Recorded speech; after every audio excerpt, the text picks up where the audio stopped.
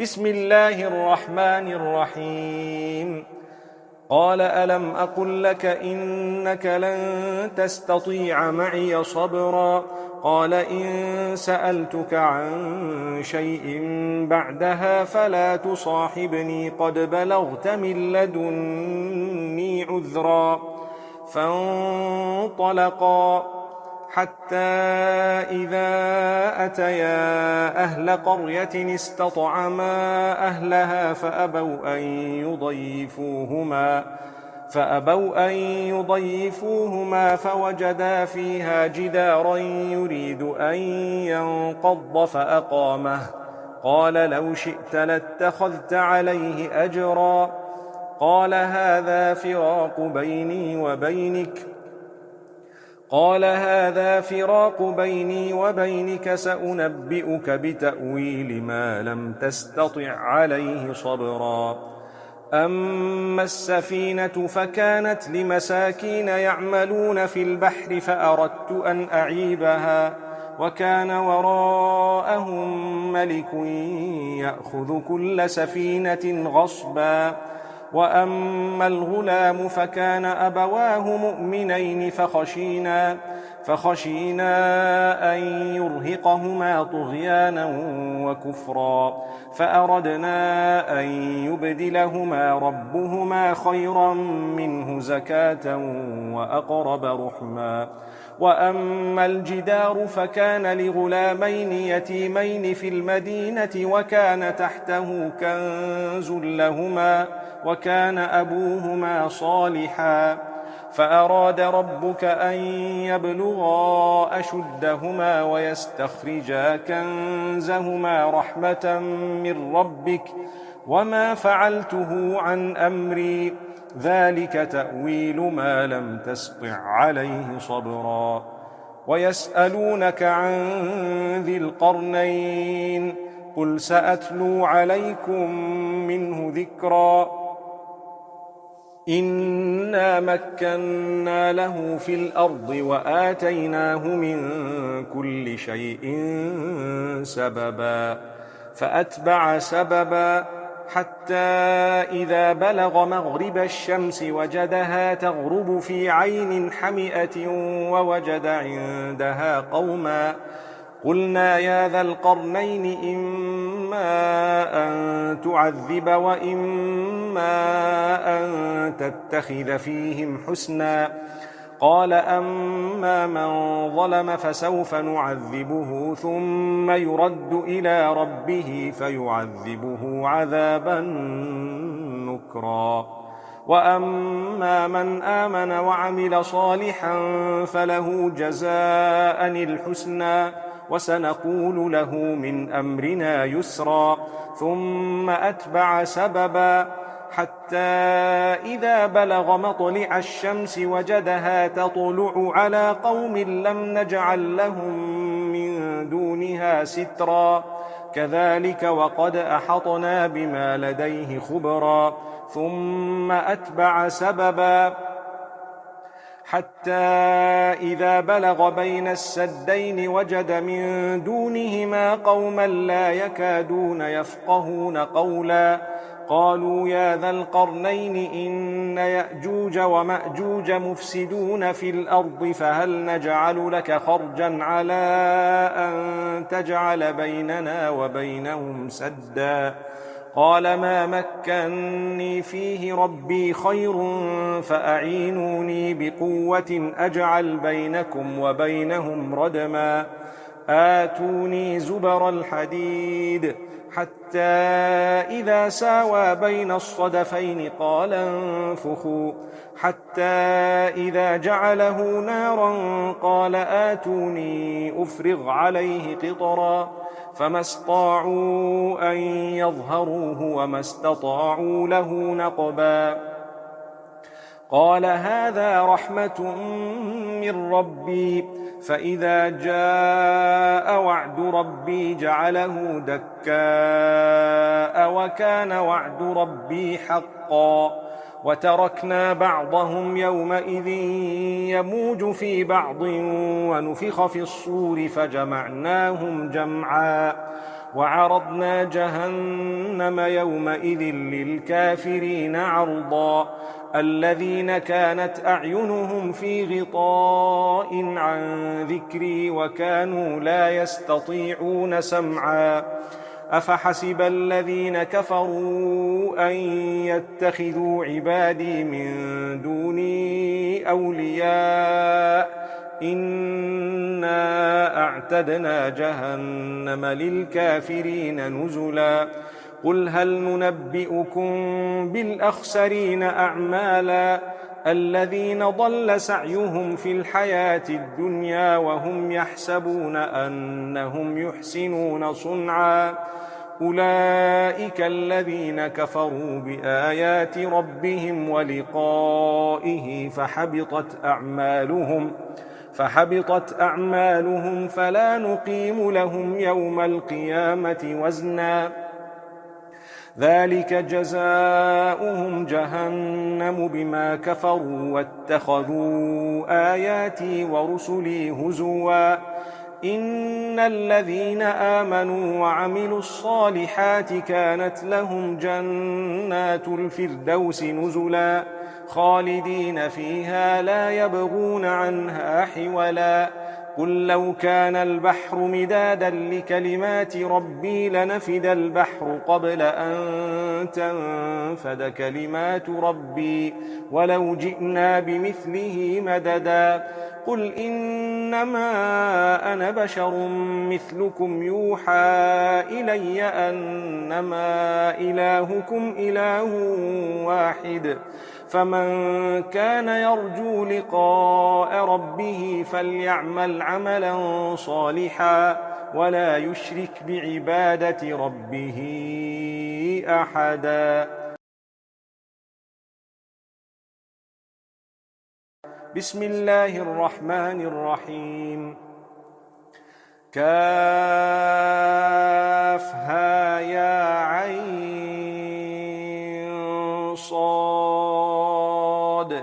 ذكر رحمة ربك عبده زكريا إذ نادى ربه نداء خفيا قال رب إني وهن العظم مني واشتعل الرأس شيبا ولم أكن بدعائك رب شقيا وإني خفت الموالي من ورائي وكانت امرأتي عاقرا فهب لي من لدنك وليا يرثني ويرث من آل يعقوب واجعله رب رضيا يا زكريا إنا نبشرك بغلام اسمه يحيى لم نجعل له من قبل سميا قال رب أنى يكون لي غلام وكانت امرأتي عاقرا وقد بلغت من الكبر عتيا قال كذلك قال ربك هو علي هين وقد خلقتك من قبل ولم تك شيئا قال رب اجعل لي آية قال آيتك ألا تكلم الناس 3 ليال سويا فخرج على قومه من المحراب فأوحى إليهم أن سبحوا بكرة وعشيا يا يحيى خذ الكتاب بقوة وآتيناه الحكم صبيا وحنانا من لدنا وزكاة وكان تقيا وبرا بوالديه ولم يكن جبارا عصيا وسلام عليه يوم ولد ويوم يموت ويوم يبعث حيا واذكر في الكتاب مريم إذ انتبذت من أهلها مكانا شرقيا فاتخذت من دونهم حجابا فأرسلنا إليها روحنا فتمثل لها بشرا سويا قالت إني أعوذ بالرحمن منك إن كنت تقيا قال إنما أنا رسول ربك لأهب لك غلاما زكيا قالت أنى يكون لي غلام ولم يمسسني بشر ولم أك بغيا قال كذلك قال ربك هو علي هين ولنجعله آية للناس ورحمة منا وكان أمرا مقضيا فحملته فانتبذت به مكانا قصيا فأجاءها المخاض إلى جذع النخلة قالت يا ليتني مت قبل هذا وكنت نسيا منسيا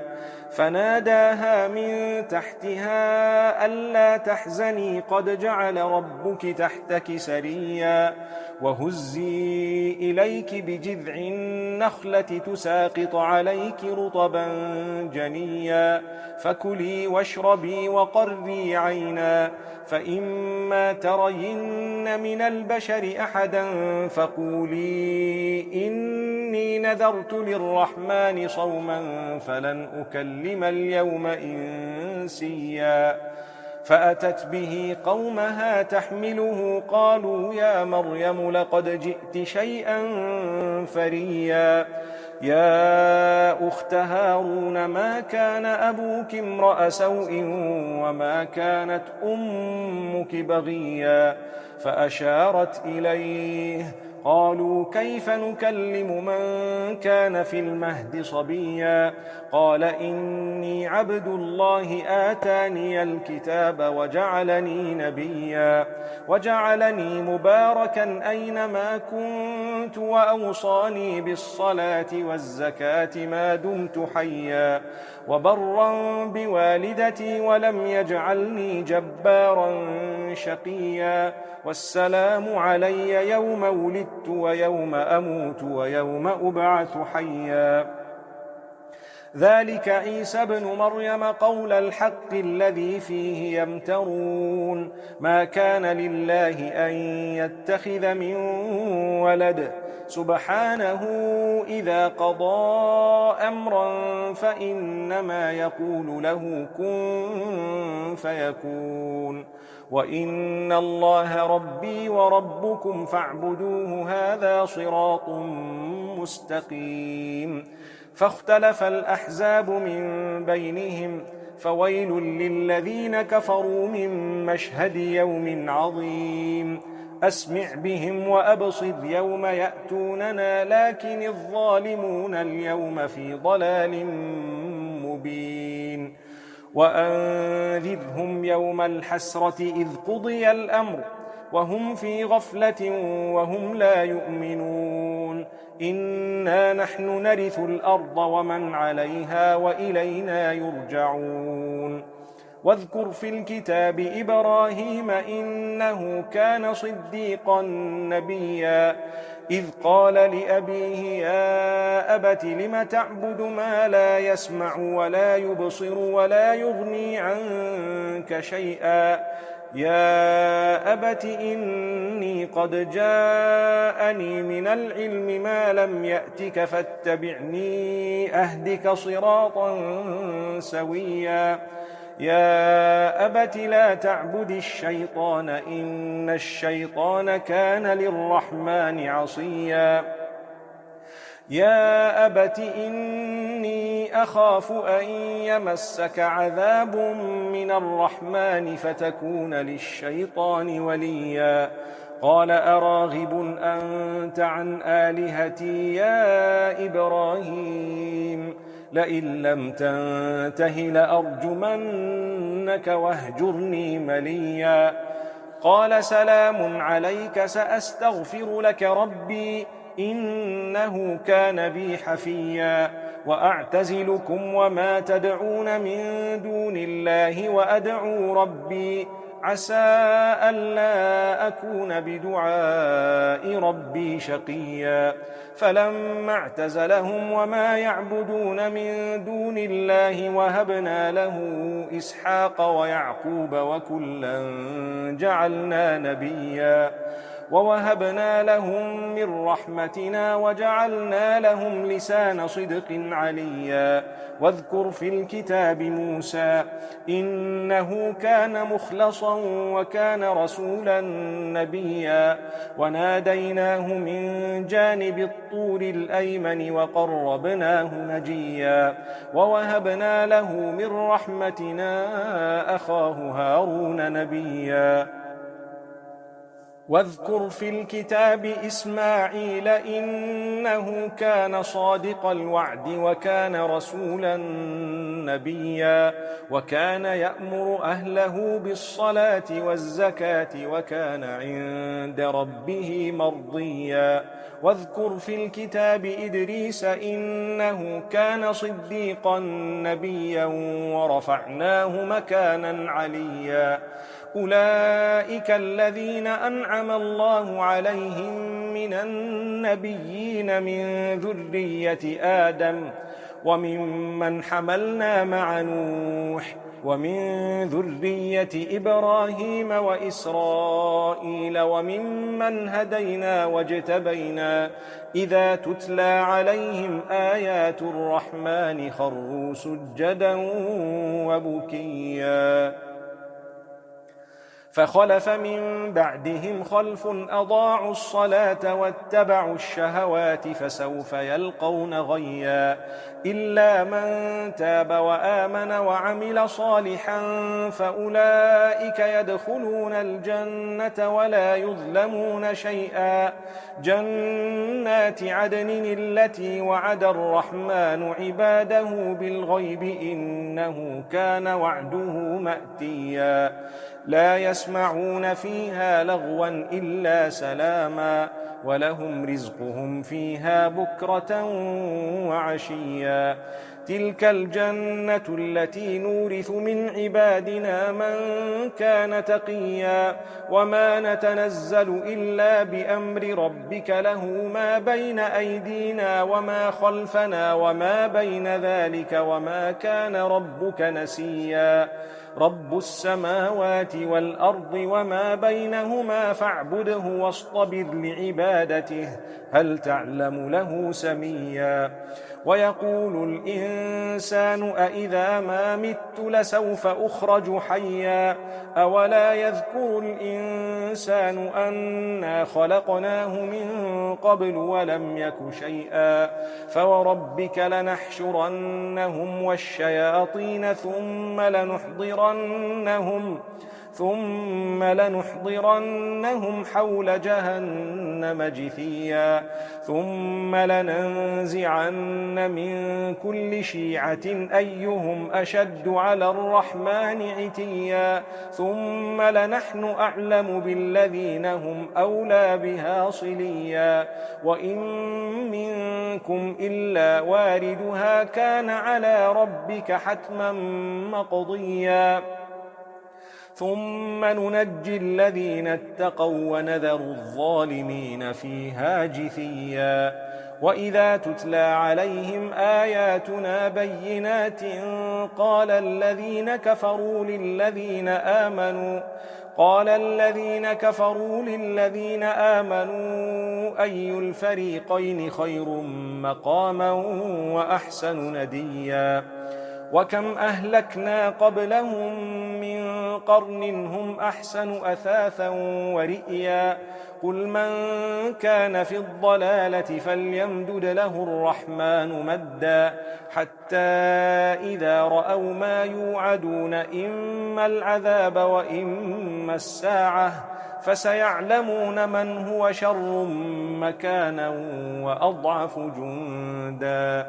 ويزيد الله الذين اهتدوا هدى والباقيات الصالحات خير عند ربك ثوابا وخير مردا. أفرأيت الذي كفر بآياتنا وقال لأوتين مالا وولدا أطلع الغيب أم اتخذ عند الرحمن عهدا كلا سنكتب ما يقول ونمد له من العذاب مدا. ونرثه ما يقول ويأتينا فردا واتخذوا من دون الله آلهة ليكونوا لهم عزا كلا سيكفرون بعبادتهم ويكونون عليهم ضدا ألم تر أنا أرسلنا الشياطين على الكافرين تؤزهم أزا فلا تعجل عليهم إنما نعد لهم عدا يوم نحشر المتقين إلى الرحمن وفدا ونسوق المجرمين إلى جهنم وردا لا يملكون الشفاعة إلا من اتخذ عند الرحمن عهدا وقالوا اتخذ الرحمن ولدا لقد جئتم شيئا إدا تكاد السماوات يتفطرن منه وتنشق الأرض وتخر الجبال هدا أن دعوا للرحمن ولدا وما ينبغي للرحمن أن يتخذ ولدا إن كل من في السماوات والأرض إلا آتي الرحمن عبدا لقد أحصاهم وعدهم عدا وكلهم آتيه يوم القيامة فردا إن الذين آمنوا وعملوا الصالحات سيجعل لهم الرحمن ودا فإنما يسرناه بلسانك لتبشر به المتقين وتنذر به قوما لدا وكم أهلكنا قبلهم من قرن هل تحس منهم من أحد أو تسمع لهم ركزا بسم الله الرحمن الرحيم طه ما أنزلنا عليك القرآن لتشقى إلا تذكرة لمن يخشى تنزيلا ممن خلق الأرض والسماوات العلا الرحمن على العرش استوى له ما في السماوات وما في الأرض وما بينهما وما تحت الثرى وإن تجهر بالقول فإنه يعلم السر وأخفى الله لا إله إلا هو له الأسماء الحسنى وهل أتاك حديث موسى إذ رأى نارا فقال لأهلهم كثوا إني آنست نارا لعلي آتيكم منها بقبس أو أجد على النار هدى فلما أتاها نودي يا موسى إني أنا ربك فاخلع نعليك إنك بالوادي المقدس طوى وأنا اخترتك فاستمع لما يوحى إنني أنا الله لا إله إلا أنا فاعبدني وأقم الصلاة لذكري إن الساعة آتية أكاد أخفيها لتجزى كل نفس بما تسعى فلا يصدنك عنها من لا يؤمن بها واتبع هواه فتردى وما تلك بيمينك يا موسى قال هي عصاي أتوكأ عليها وأهش بها على غنمي ولي فيها مآرب أخرى قال ألقها يا موسى فألقاها فإذا هي حية تسعى قال خذها ولا تخف سنعيدها سيرتها الأولى واضمم يدك إلى جناحك تخرج بيضاء من غير سوء آية أخرى لنريك من آياتنا الكبرى اذهب إلى فرعون إنه طغى قال رب اشرح لي صدري ويسر لي أمري واحلل عقدة من لساني يفقه قولي واجعل لي وزيرا من أهلي هارون أخي أشدد به أزري وأشركه في أمري كي نسبحك كثيرا ونذكرك كثيرا إنك كنت بنا بصيرا. قال قد أوتيت سؤلك يا موسى ولقد مننا عليك مرة أخرى إذ أوحينا إلى أمك ما يوحى أن اقذفيه في التابوت فاقذفيه في اليم فليلقه اليم بالساحل يأخذه عدو لي وعدو له وألقيت عليك محبة مني ولتصنع على عيني إذ تمشي أختك فتقول هل أدلكم على من يكفله فرجعناك إلى أمك كي تقر عينها ولا تحزن وقتلت نفسا فنجيناك من الغم وفتناك فتونا فلبثت سنين في أهل مدين ثم جئت على قدر يا موسى واصطنعتك لنفسي اذهب أنت وأخوك بآياتي ولا تنيا في ذكري اذهبا إلى فرعون إنه طغى فقولا له قولا لينا لعله يتذكر أو يخشى قالا ربنا إننا نخاف أن يفرط علينا أو أن يطغى قال لا تخافا إنني معكما أسمع وأرى فأتياه فقولا إنا رسولا ربك فأرسل معنا بني إسرائيل ولا تعذبهم قد جئناك بآية من ربك والسلام على من اتبع الهدى إنا قد أوحي إلينا أن العذاب على من كذب وتولى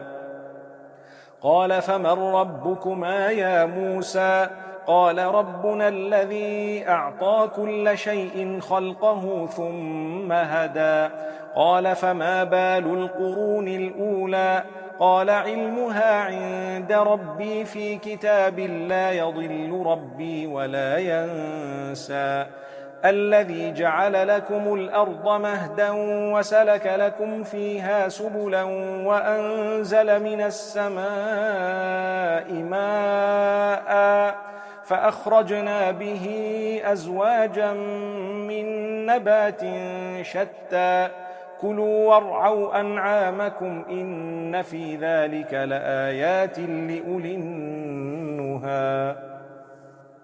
منها خلقناكم وفيها نعيدكم ومنها نخرجكم تارة أخرى ولقد أريناه آياتنا كلها فكذب وأبى قال أجئتنا لتخرجنا من أرضنا بسحرك يا موسى فلنأتينك بسحر مثله فاجعل بيننا وبينك موعدا لا نخلفه نحن ولا أنت مكانا سوى قال موعدكم يوم الزينة وأن يحشر الناس ضحى فتولى فرعون فجمع كيده ثم أتى قال لهم موسى ويلكم لا تفتروا على الله كذبا فيسحتكم بعذاب وقد خاب من افترى فتنازعوا أمرهم بينهم وأسروا النجوى قالوا إن هذان لساحران يريدان أن يخرجاكم من أرضكم بسحرهما ويذهبا بطريقتكم المثلى فأجمعوا كيدكم ثم أتوا صفا وقد أفلح اليوم من استعلى قالوا يا موسى إما أن تلقي وإما أن نكون أول من ألقى قال بل ألقوا، فإذا حبالهم وعصيهم يخيل إليه من سحرهم أنها تسعى، فأوجس في نفسه خيفة موسى. قلنا لا تخف إنك أنت الأعلى، وألق ما في يمينك تلقف ما صنعوا، إنما صنعوا كيد ساحر، ولا يفلح الساحر حيث أتى. فألقي السحرة سجدا قالوا آمنا برب هارون وموسى. قال آمنتم له قبل أن آذن لكم إنه لكبيركم الذي علمكم السحر، فلأقطعن أيديكم وأرجلكم من خلاف ولأصلبنكم في جذوع النخل ولتعلمن أينا أشد عذابا وأبقى. قالوا لن نؤثرك على ما جاءنا من البينات والذي فطرنا فاقض ما أنت قاض، إنما تقضي هذه الحياة الدنيا، إنا آمنا بربنا ليغفر لنا خطايانا وما أكرهتنا عليه من السحر، والله خير وأبقى. إنه من يأت ربه مجرما فإن له جهنم لا يموت فيها ولا يحيا، ومن يأته مؤمنا قد عمل الصالحات فأولئك لهم الدرجات العلى، جنات عدن تجري من تحتها الأنهار خالدين فيها، وذلك جزاء من تزكى. ولقد أوحينا إلى موسى أن أسر بعبادي فاضرب لهم طريقا في البحر يبسا لا تخاف دركا ولا تخشى، فأتبعهم فرعون بجنوده فغشيهم من اليم ما غشيهم، وأضل فرعون قومه وما هدى. يا بني إسرائيل قد أنجيناكم من عدوكم وواعدناكم جانب الطور الأيمن ونزلنا عليكم المن والسلوى، كلوا من طيبات ما رزقناكم ولا تطغوا فيه فيحل عليكم غضبي، ومن يحلل عليه غضبي فقد هوى، وإني لغفار لمن تاب وآمن وعمل صالحا ثم اهتدى. وما أعجلك عن قومك يا موسى؟ قال هم أولئك على أثري وعجلت إليك رب لترضى. قال فإنا قد فتنا قومك من بعدك وأضلهم السامري. فرجع موسى إلى قومه غضبان أسفا قال يا قوم ألم يعدكم ربكم وعدا حسنا أفطال عليكم العهد أم أردتم أن يحل عليكم غضب من ربكم فأخلفتم موعدي؟ قالوا ما أخلفنا موعدك بملكنا ولكننا حملنا أوزارا من زينة القوم فقذفناها فكذلك ألقى السامري. فأخرج لهم عجلا جسدا له خوار فقالوا هذا إلهكم وإله موسى فنسي. أفلا يرون ألا يرجع إليهم قولا ولا يملك لهم ضرا ولا نفعا؟ ولقد قال لهم هارون من قبل يا قوم إنما فتنتم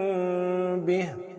وإن ربكم الرحمن فاتبعوني وأطيعوا أمري. قالوا لن نبرح عليه عاكفين حتى يرجع إلينا موسى.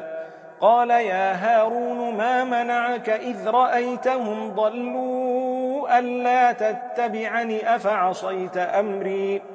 قال يا ابن أم لا تأخذ بلحيتي ولا برأسي إني خشيت أن تقول فرقت بين بني إسرائيل ولم ترقب قولي قال فما خطبك يا سامري قال بصرت بما لم يبصروا به فقبضت قبضة من أثر الرسول فنبذتها وكذلك سولت لي نفسي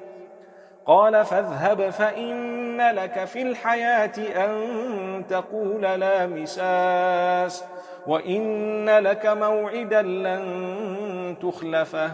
وانظر إلى إلهك الذي ظلت عليه عاكفا لنحرقنه ثم لننسفنه في اليم نسفا إنما إلهكم الله الذي لا إله إلا هو وسع كل شيء علما كذلك نقص عليك من أنباء ما قد سبق وقد آتيناك من لدنا ذكرا من أعرض عنه فإنه يحمل يوم القيامة وزرا خالدين فيه وساء لهم يوم القيامة حملا يوم ينفخ في الصور ونحشر المجرمين يومئذ زرقا يتخافتون بينهم إن لبثتم إلا عشرا نحن أعلم بما يقولون إذ يقول أمثلهم طريقة إن لبثتم إلا يوما ويسألونك عن الجبال فقل ينسفها ربي نسفا فيذرها قاعا صفصفا لا ترى فيها عوجا ولا أمتا يومئذ يتبعون الداعي لا عوج له وخشعت الأصوات للرحمن فلا تسمع إلا همسا يومئذ لا تنفع الشفاعة إلا من أذن له الرحمن ورضي له قولا يعلم ما بين أيديهم وما خلفهم ولا يحيطون به علما وعنت الوجوه للحي القيوم وقد خاب من حمل ظلما ومن يعمل من الصالحات وهو مؤمن فلا يخاف ظلما ولا هضما وكذلك أنزلناه قرآنا عربيا وصرفنا فيه من الوعيد لعلهم يتقون أو يحدث لهم ذكرا فتعالى الله الملك الحق ولا تعجل بالقرآن من قبل أن يقضى إليك وحيه وقل رب زدني علما ولقد عهدنا إلى آدم من قبل فنسي ولم نجد له عزما وإذ قلنا للملائكة اسجدوا لآدم فسجدوا إلا إبليس أبى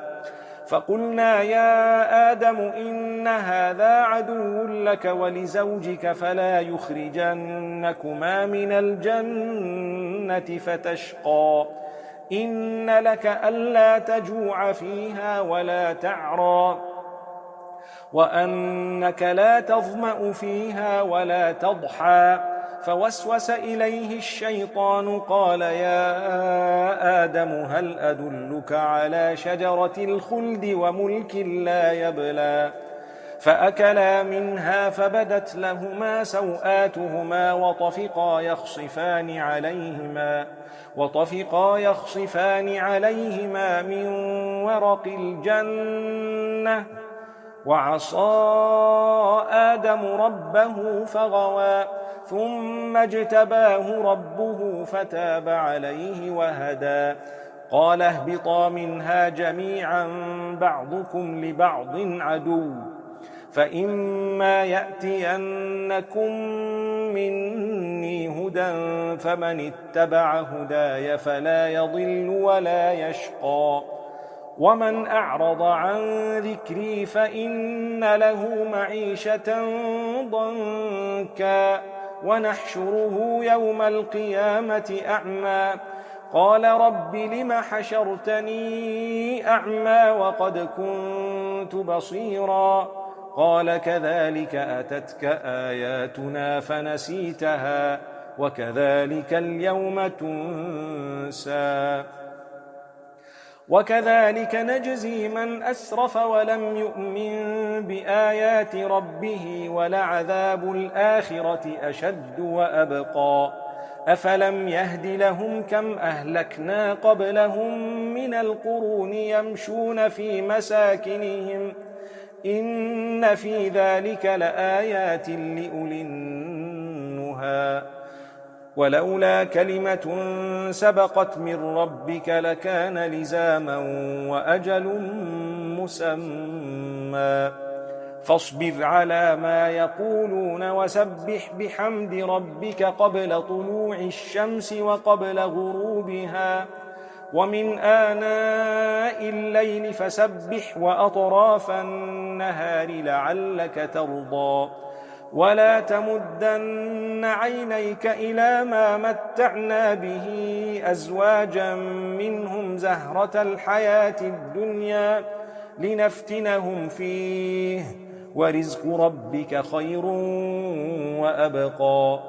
وأمر أهلك بالصلاة واصطبر عليها لا نسألك رزقا نحن نرزقك والعاقبة للتقوى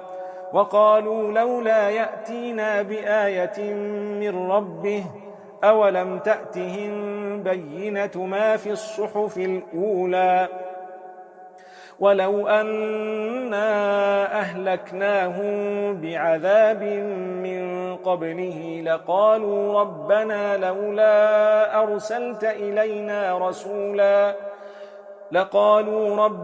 لولا أرسلت إلينا رسولا فنتبع آياتك من قبل أن نذل ونخزى قل كل متربص فتربصوا فستعلمون من أصحاب الصراط السوي ومن اهتدى.